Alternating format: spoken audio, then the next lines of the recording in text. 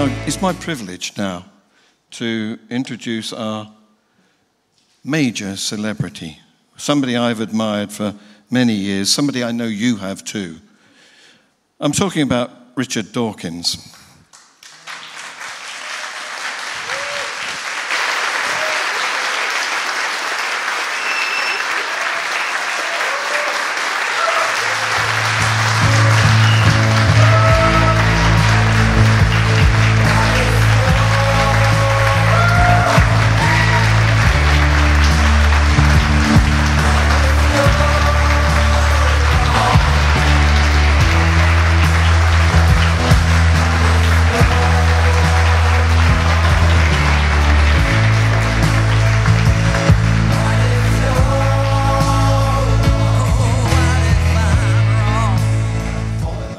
I'm a YouTuber, and on Free Thought Productions channel, we interview guests. So we're always fishing for potential victims. Richard is a very hard fish to catch. And understandably, because he's been the target of ignorant hatred. So, when I heard that he'd accepted our invitation to attend this event, I was really pleased. And the day I got the news, I collected my daughter from school, not this one, another one, and in the car, I asked her who the top atheist is. She didn't know. She's 15, you know? So I said, Google it. So she put top atheist into the search bar, and guess who came up?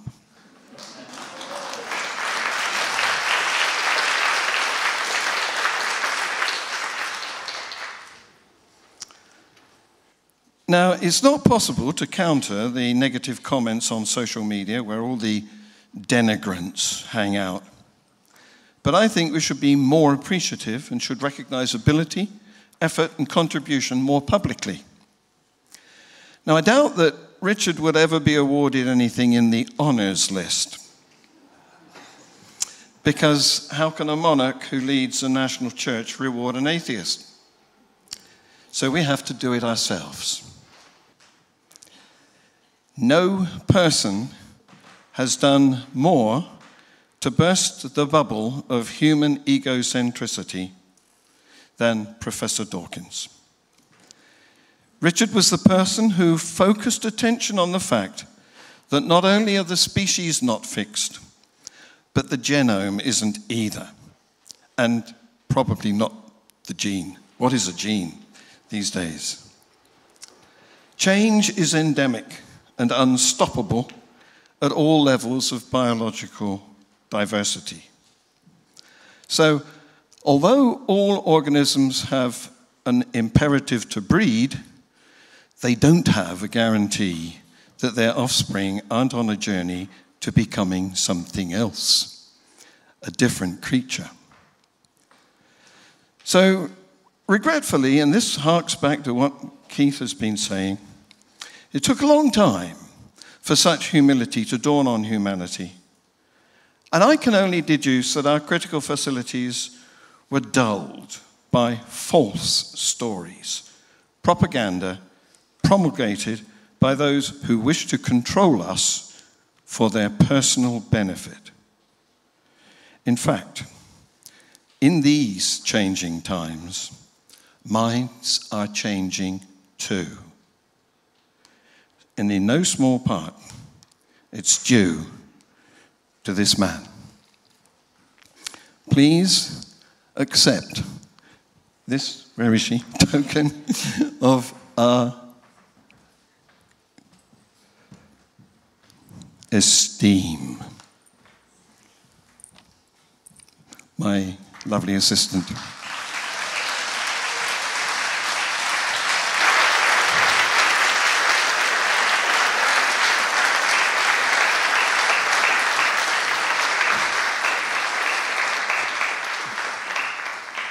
I'm going to hand him over to his old friend for a chat. Okay, great. Have a seat, Richard.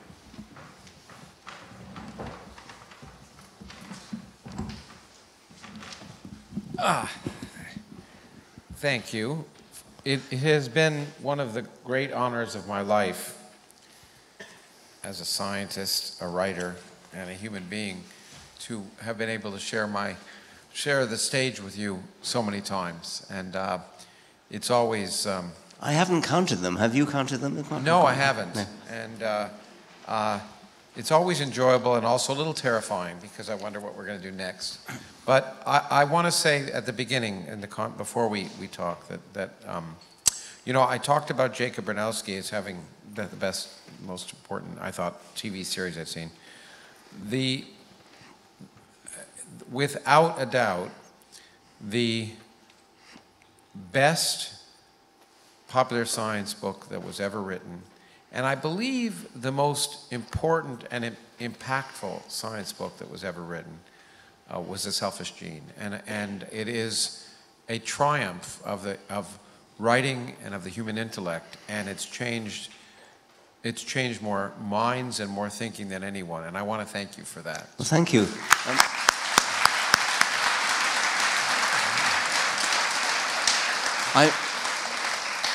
I'm interested you mentioned Bronowski. I hugely admired his television series, and when the book of that series, The Ascent of Man, was reissued at the instigation of his daughter, she asked me to write a new foreword to that book, which I was delighted to do, and I reread it and was inspired by it all over again. And Jana and I actually watched it as well, watched the TV program. You can get it, I think. It's well worth watching. It's black and white, and this wonderful intellect, this man reflecting on things. He doesn't use much in the way of histrionic visual aids. It's amazing. It's amazing. There's not all this animation. It's just this compelling man looking at the TV and talking. Yes, and his flashing glasses. Yeah. It's really amazing. And so it was really appropriate that you wrote the foreword for that. And of course, while the Selfish Gene was vitally important, as a demonstration of many people how scientists could properly discuss science in a way that would change people's minds about the world. The God delusion has had a shockingly significant impact. I remember when it first came out, I did not expect it to literally change so many people's minds. And I've been with you, but also around the world. And that book has changed everything. And so another triumph. And I thought I'd start by talking about what triumph are you working on now? Oh, well, I'm working on a book called The Genetic Book of the Dead.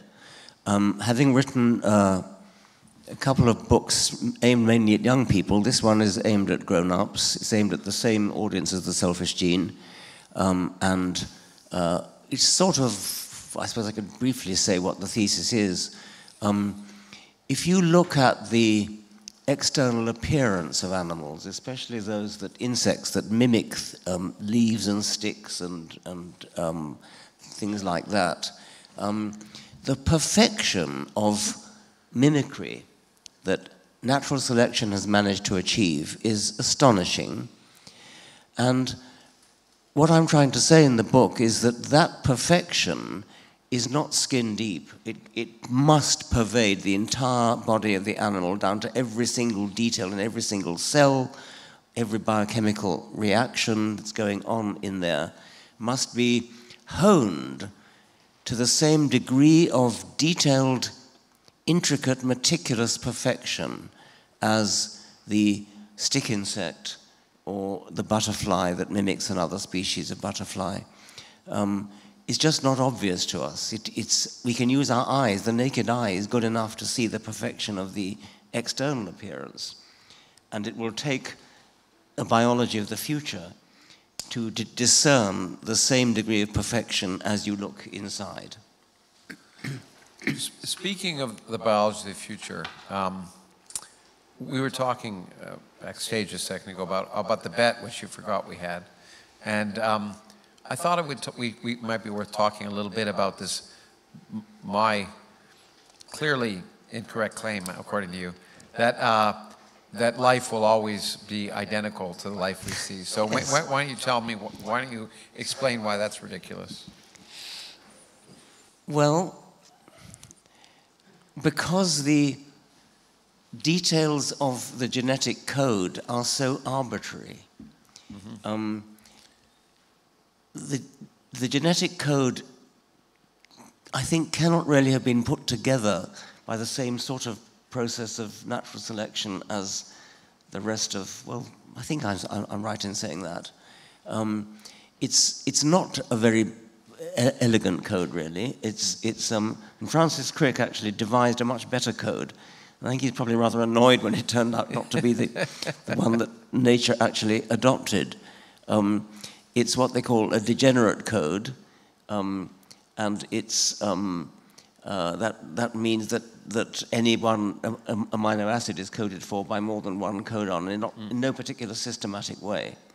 I think it would be quite astounding if say, I think we had a different bet, which is that you thought that it was highly likely, you predict that there will be life found elsewhere in the solar system. Yeah, yes. I'm happy to bet there'll be life elsewhere in the universe, but the solar system is just too much. And so I would bet against that. And the only criterion that most exobiologists would accept for life being not just across infection, because that's another possibility. We know that there are some meteorites that have landed on Earth that have come from Mars. There's no doubt about that. And the only completely watertight demonstration that it is not cross-contamination would be if it has a different genetic code. If it has the same genetic code, then all exobiologists would accept that this is due to cross-contamination, but you wouldn't. Well, you know, it's interesting. Yeah, I'll give you my arguments now. It's absolutely important to realize that there's contamination. So finding extant or extinct life on Mars, if it were identical, would just indicate that there was a common origin. Maybe the origin was Mars. Maybe no, because according to you, they could have independently developed the same. It could have, but it's more like we know. But I'm a physicist, so we know there's a physical mechanism for contamination in Mars. Yes. So I'd say that's the most. If we saw identical life, I'd say it's most likely contamination, and it would be fascinating to see whether it originated in Mars or Earth first. Yes. If when looked in the ocean, under the oceans of Enceladus or any of the other icy moons, it's hard to imagine a physical mechanism for contamination because there are kilometers of layer of ice, and there always have been, and it's hard to imagine how anything would penetrate that or contaminate it. So if we saw.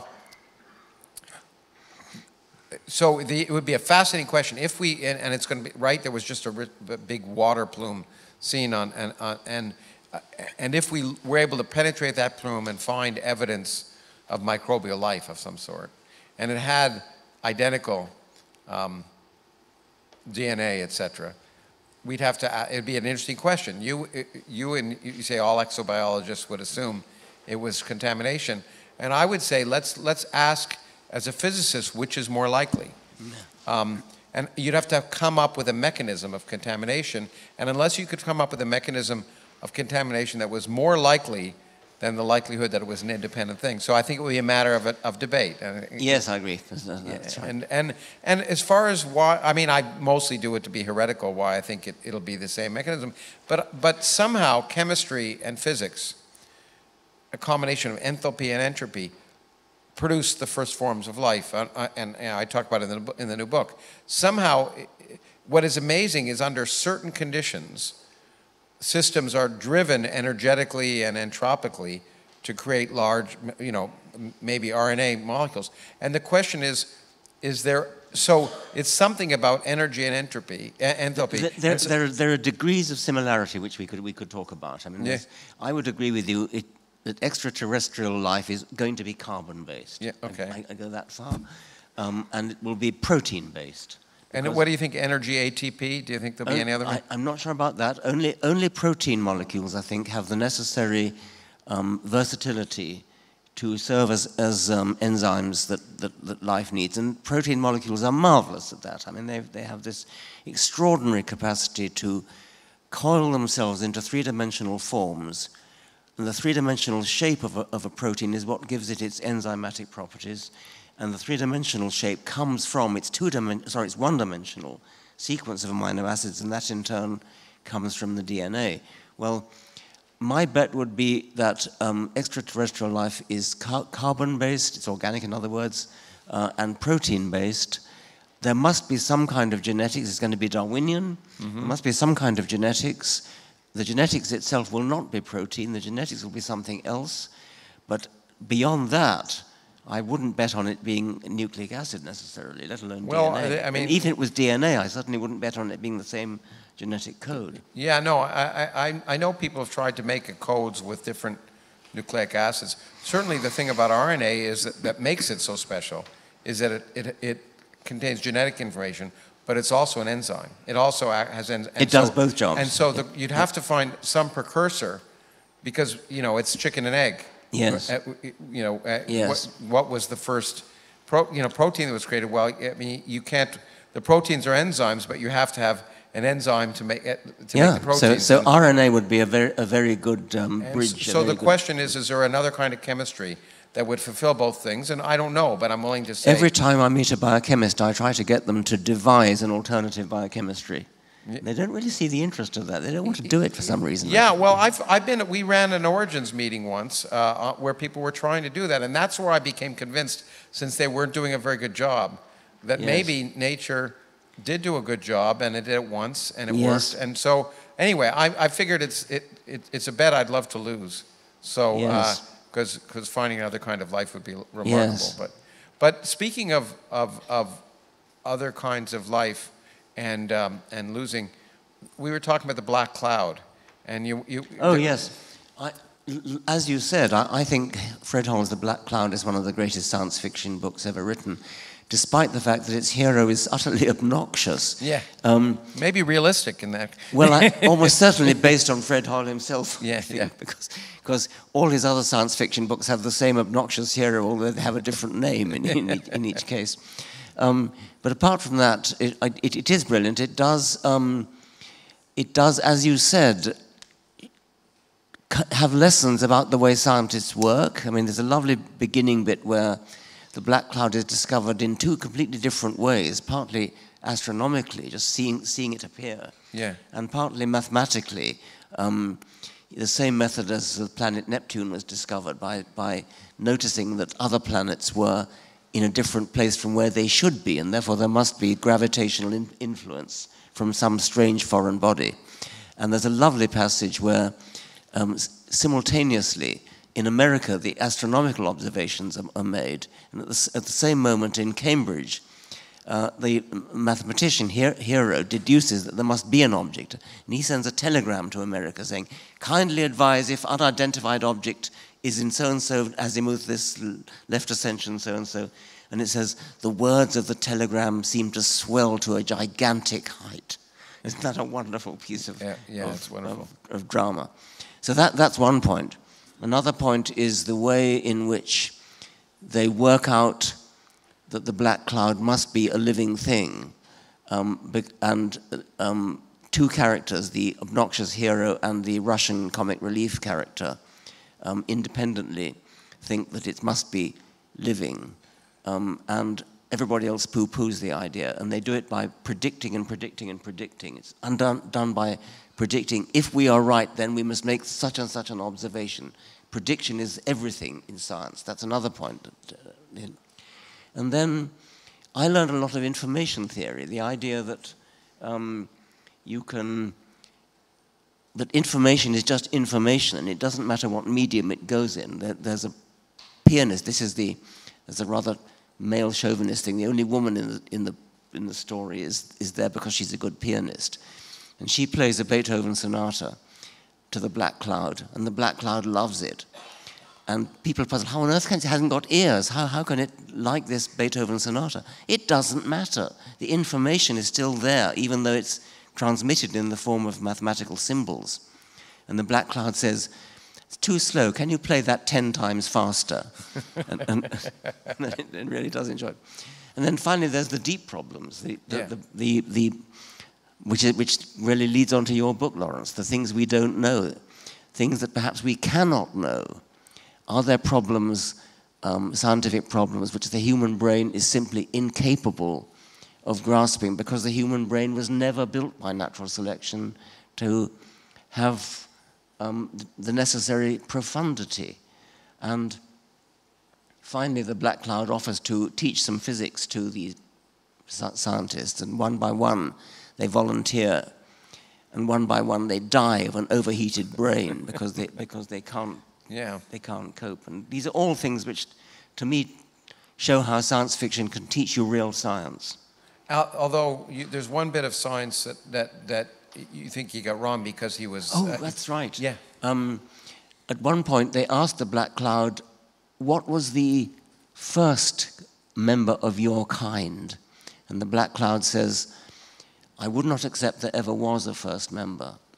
And the astronomers then exchanged knowing glances, because this was an in-joke for astronomers, because at that time Fred Hoyle was the leading proponent of the steady state theory as opposed to the Big Bang.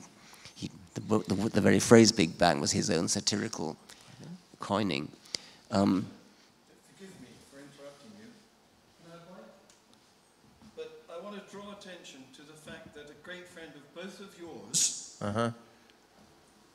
is being auctioned. Oh, okay. The painting, oh yes, original, so people, oh right, unique, of Christopher Hitchens can go on your wall tonight if you bid for it on eBay. okay, while we're talking, you bid. Yeah. So we won't mind if you use your phones while we're talking. We'll go on for another few minutes. Is it bidding by phone or what? It's bidding on eBay. And will the auction end at when we end? Yep. Oh, okay. Bid in before 8. So the longer we talk, the higher the value will become. Okay, there we go. And you can hold it. I like that if you hold it. Anyway. So let's see. Oh, okay, I was just saying about the steady state. It's one thing to believe, as Fred Hoyle did, that the universe had always existed, and galaxies rather are being spontaneously created, and there's nothing wrong with that, except it's not factually correct. But there's nothing in principle wrong with that. What's in principle wrong is the idea that life could have been there all along, because life is too complicated. Life has to have come about by an incremental process, such as Darwin suggested. And so that was I think, the only scientific flaw in the book.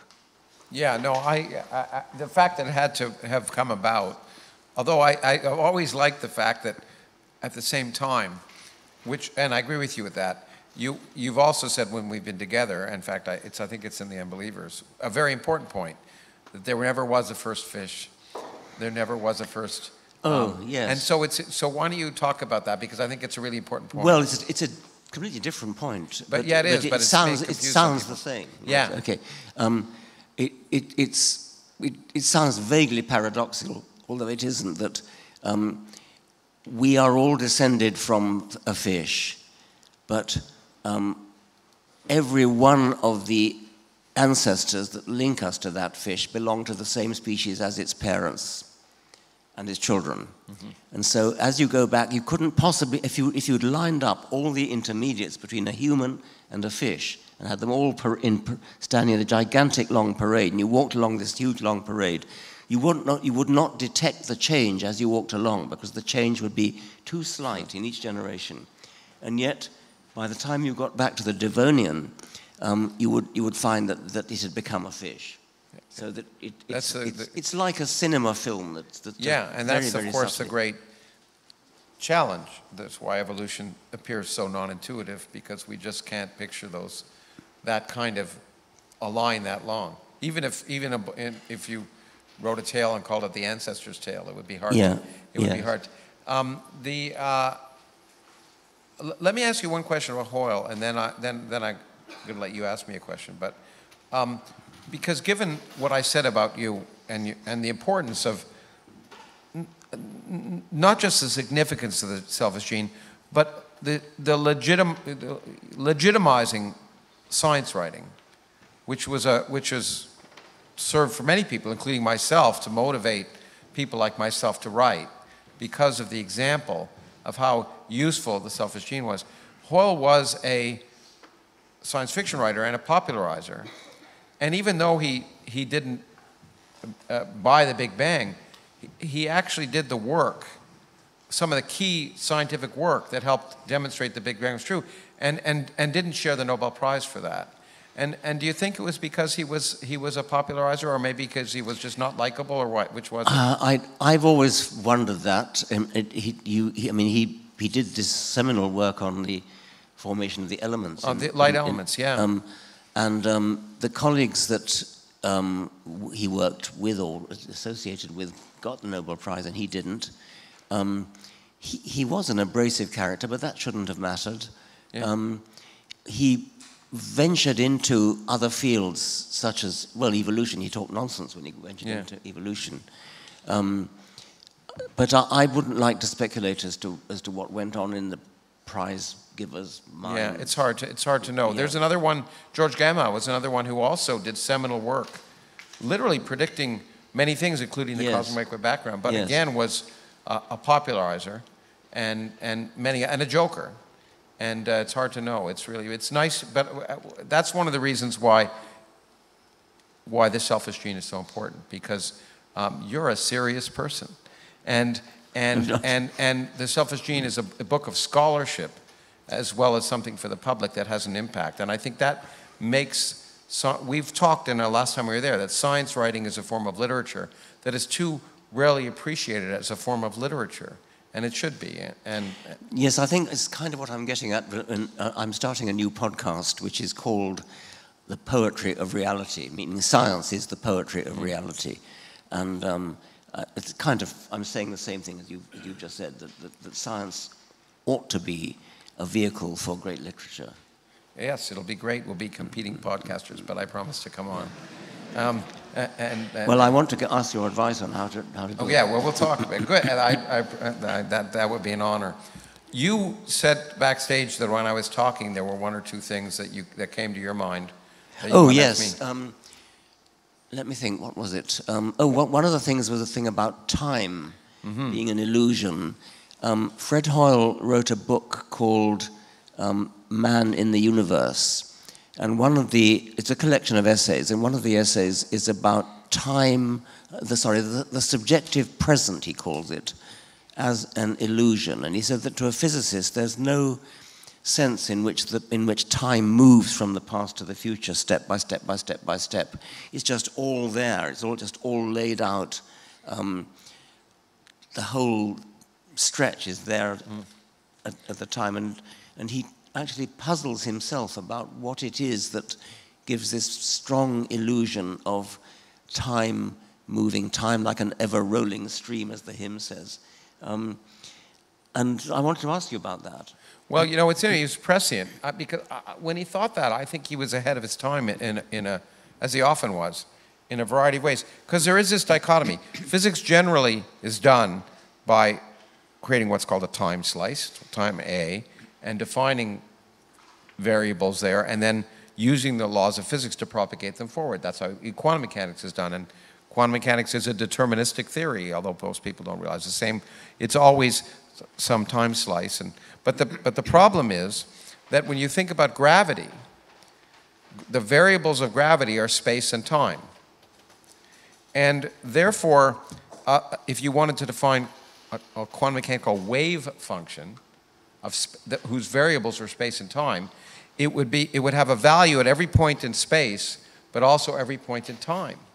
And therefore, it would be defined from that wave function of the universe would have all of time from the beginning of the universe to the end embedded in it, in which case the past and future would not be any different than the present. You just said that quantum mechanics is a deterministic theory. It is, yeah. So people who say something like Heisenberg's indeterminacy principle cannot be used to sanctify free will. That follows from what you said. Absolutely. Yes, okay. Yeah, the physics is determined. So Schrödinger's equation is a second-order differential equation. It defines exactly the wave function. Now, our measurements of the wave function are probabilistic, but the underlying physical quantity is determined with 100% accuracy by the, again, completely. But that's what makes the wave function of the universe so weird, and people have thought about it. We don't have an end. I mean, it's an open question, but it's one of the reasons some people would say time is an illusion because of this fact that if the world is quantum mechanical, and if gravity is quantum mechanical, and there's a wave function that describes the universe, in some sense, all of time would already be determined within the context of that wave function. And how can you propagate it forward in time if time is already determined? All of these questions are problems, and it's one of the many problems having to do with trying to understand a quantum theory of gravity that we don't have the answer to. But what is clear, and I guess the point I tried to make, is that even if this abstract, deep question it leads us to some new insights into a theory of gravity and a theory of space and time, what really matters is how the world we see arises, a world in which time really does appear to have meaning, and the past is different from the future. Well, you seem to be suggesting that time travel was not absolutely ruled out, and it made me immediately think of the famous killing your grandmother paradox. You don't just have to kill your grandmother. I mean, anything you do in the past. Mm-hmm. I've illustrated it by the hypothetical example of if a particular dinosaur had sneezed at a particular moment, none of us would be here. Yeah, absolutely. Or the butterfly effect, that kind of thing. There is a theory. There's one way around this in physics, and it involves what's called a closed time-like curve. And in Star Trek, I think it's called a causality loop. But it would get around that, which is that basically, if you go back in time, you're doomed to do exactly the same thing you did before. So that systems can travel in time and do a circle, but but basically somehow. So you want to shoot Hitler, but somehow the laws of physics will ensure you trip, and you cannot change things. And so it's a mathematical way around doing it. It's too contrived, it seems to me. It is very contrived, and that's one of the reasons why time travel appears so difficult to accept. And we can come close to proving it's impossible. If you wanted to have time travel, you'd have to have a very, very special kind of energy. I have a time machine right here, okay? It's a wormhole. You can't see it, but it's a wormhole. It's a shortcut through space, the kind that Jodie Foster took in Contact, in Carl Sagan's movie Contact. If a stable wormhole existed, it's a time machine. And it's really simple to understand. So a wormhole is a shortcut through a curved space. So instead of going all the way around the space, it's like going through a mountain. Instead of going all the way up, you go a tunnel, and it's much shorter to go through. So that's what a wormhole is. But you see, if a wormhole is connecting 2 points in space, and one of the ends of the wormhole is moving very fast, then clocks at that end of the wormhole are doing slowly. So in 5 years, as observed by an observer at this end of the wormhole, if that end of the wormhole is moving very fast, it may just be a week for an observer moving at that end of the wormhole. But then you see, if you went through the wormhole, you'd come out 5 years earlier, except for a week. And then you take a spaceship back to where you began, and you come back before you left. So stable wormholes are time machines. And interesting, Kip Thorne and others showed that the problem is if normal matter and energy is all you have, we can show that the mouth of wormholes will collapse to form black holes before you could ever go through them. There's no such thing as a traversal wormhole. So you might say time machines are impossible. But if you fill the wormhole up with negative energy, then the wormhole will be stable. So the question is, can you create negative energy? And that's the current unknown.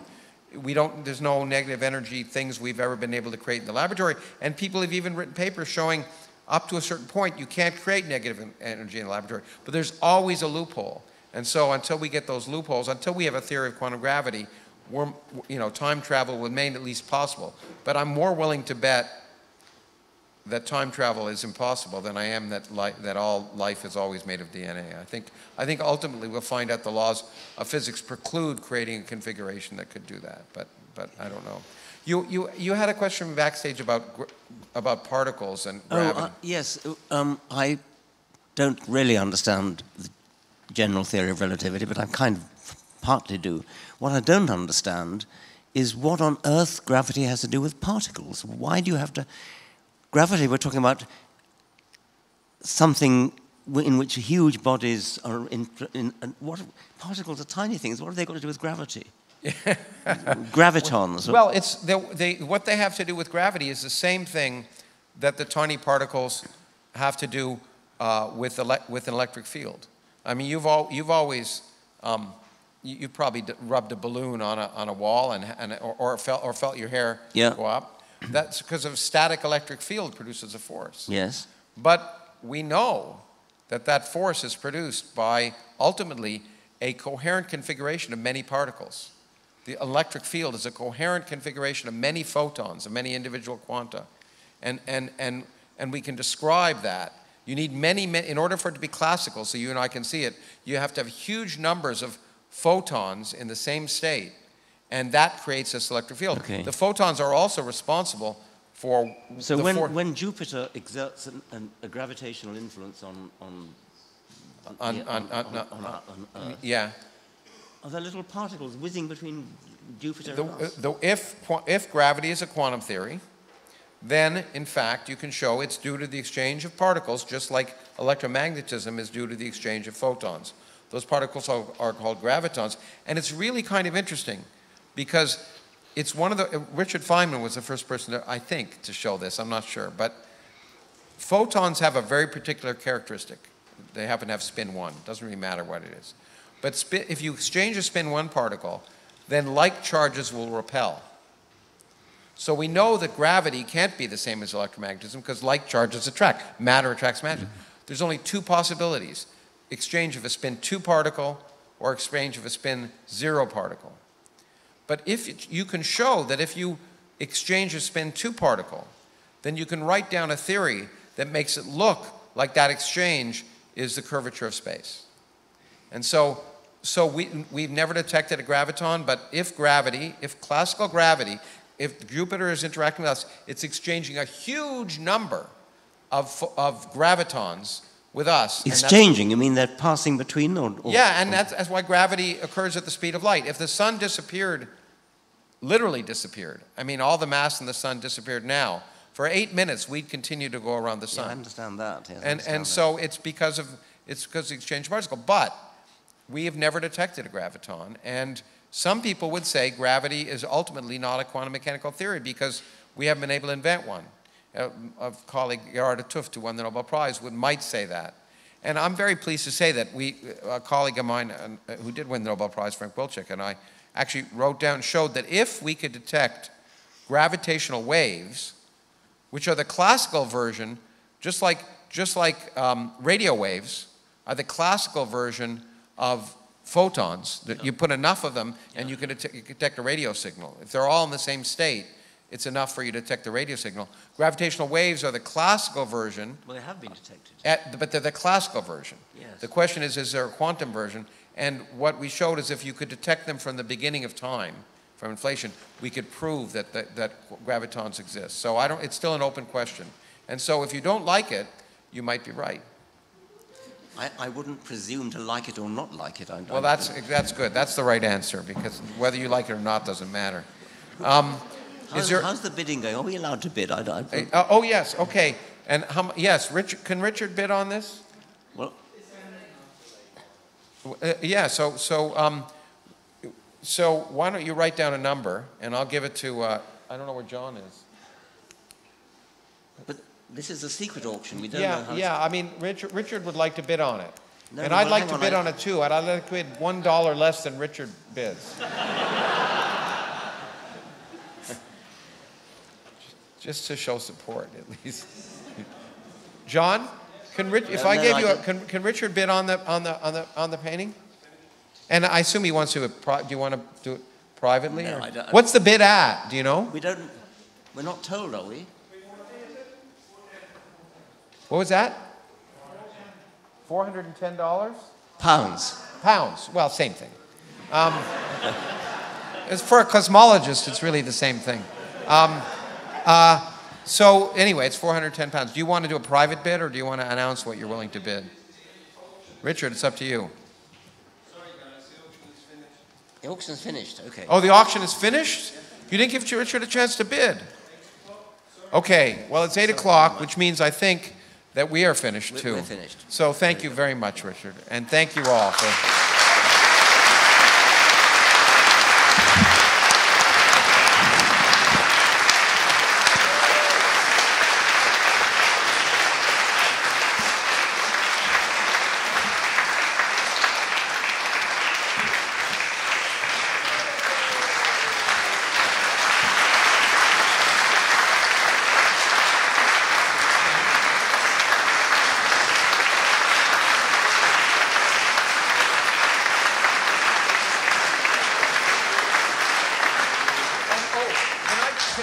I'm going to just say, can I turn this on? Can you take your microphone for 1 second? Hello? Yeah.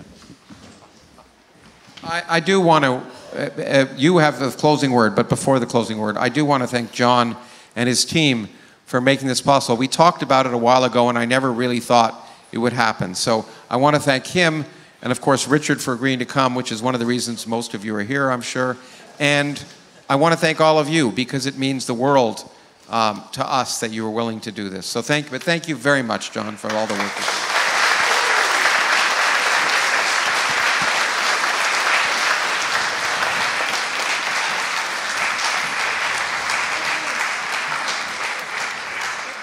Thank you. Anyone got a towel? This was supposed to end with a sing-song, believe it or not, because Richard spoke some words so lyrical, it was probably 20 years ago now, that our Australian musical director has put it to music. It's called the What If You're Wrong song, and I was intending, before the technological hitch-ups, to ask some of you to at least mouth along to the chorus. But what should we do? Should we do this again next week? Yeah? Okay, well, if you've got a star on your lanyard, go downstairs for your meal. Okay? And thank you for coming.